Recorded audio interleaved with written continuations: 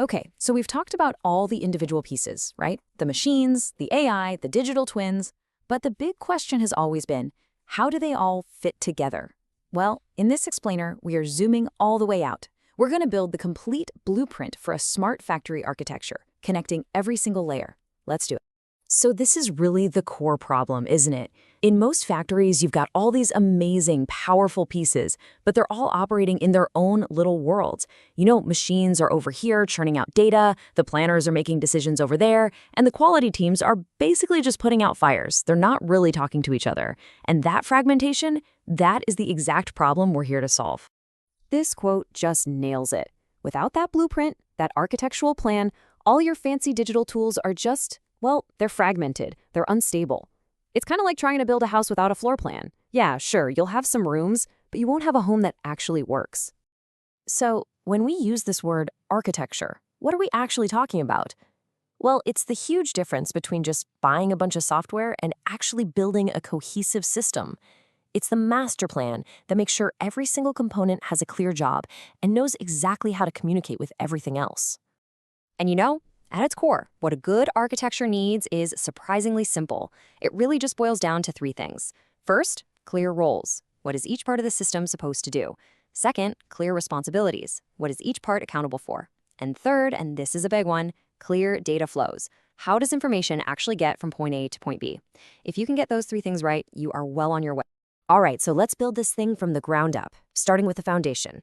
These are the layers that manage the day-to-day physical stuff happening in the factory. This is where the rubber meets the road. Right at the very bottom, you have the shop floor.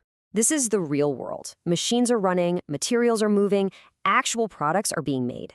And it is generating a constant flood of raw signals from sensors and PLCs. You know, those little computers that control the machines. But right now, it's all just noise. Those signals on their own don't really mean a thing. So the very first layer we add to make some sense of that noise is SCADA. What SCADA does is it takes all those raw signals and translates them into a real-time dashboard. It tells you what's running, what's stopped, if anything has gone wrong. Its whole job is to tell you what is happening right this second. But here's the catch. It has absolutely no idea why it's happening. It's totally missing the bigger picture. And that is where the MES, or Manufacturing Execution System, comes into play. You can think of this as the factory's execution brain. It gives the why to SCADA's what.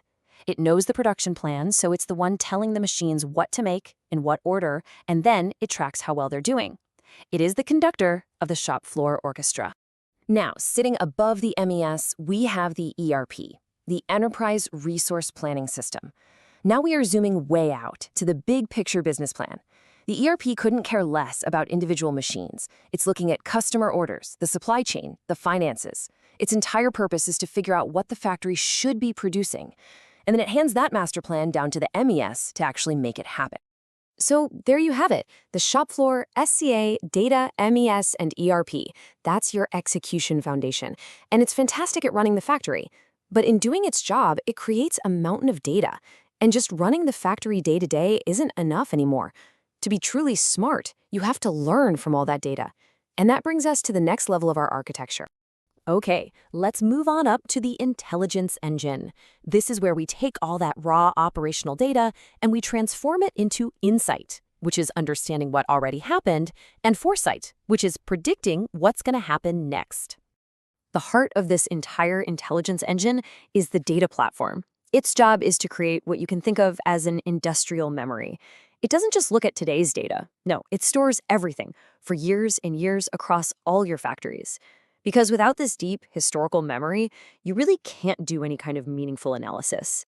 Okay, so with that huge industrial memory in place, now we can unleash the really cool stuff, analytics and AI. These tools sift through all of that historical data to find patterns and learn from what's happened in the past. The goal here is to start anticipating the future, to predict quality issues before they happen, to see machine downtime coming, and to spot bottlenecks before they choke your production. This is what shifts the factory from being reactive to being truly preventative. And then, right at the top of the intelligence engine, you have digital twins. The easiest way to think about it is as a perfect virtual copy of your entire factory. It takes all that data, all those predictions, and it lets you play out what-if scenarios. What if we change the schedule? What if we add a new machine? You can test everything safely in the digital world first, so you know exactly what will happen before you risk it in the real one. It's all about deciding what to do next. So we've got the execution foundation down below and the intelligence engine up top. But the real magic, the whole point of this entire thing, happens when we connect them. That's when you create a continuous, never-ending cycle of improvement. Okay, let's trace this entire loop from start to finish. It all starts on the shop floor with an action. SCADA monitors that action in real time. The MES makes sure that action fits into the grand plan. The data platform stores the result, adding it to that industrial memory. AI then sifts through that memory to learn and to predict. And then, and this is the absolute key, those brand new insights are fed right back to the beginning to make the next action even better. Action creates data, data creates insight, and insight drives smarter action. That's it. That is the closed loop. Now that we've seen the full architecture laid out, let's take a second to just demystify what a smart factory really is by clearing up some really common misconceptions about what it isn't. So let's be perfectly clear. A smart factory is not some single piece of software you can just go out and buy and install. It is a system of systems. It is not some isolated AI pilot project that you run in a corner. It's your entire operation, aligned by a single coherent architecture. And most importantly, it is not just another dashboard for looking at pretty charts. It is an engine for turning data into real, tangible action on the shop floor. So why does any of this matter? Why go through all this effort? Because a strong architecture isn't just some technical exercise. It delivers real, bottom-line results. We're talking about more stable performance, more predictable quality, and the power to make smart decisions fast. It lets you adapt and change without everything falling apart, building a truly resilient and competitive operation. So we'll just leave you with this one thought. Every factory out there is generating data. That's a given. The real question you have to ask is your data just noise? Or is it structured for improvement? Is it part of a closed loop that is constantly making your entire operation better?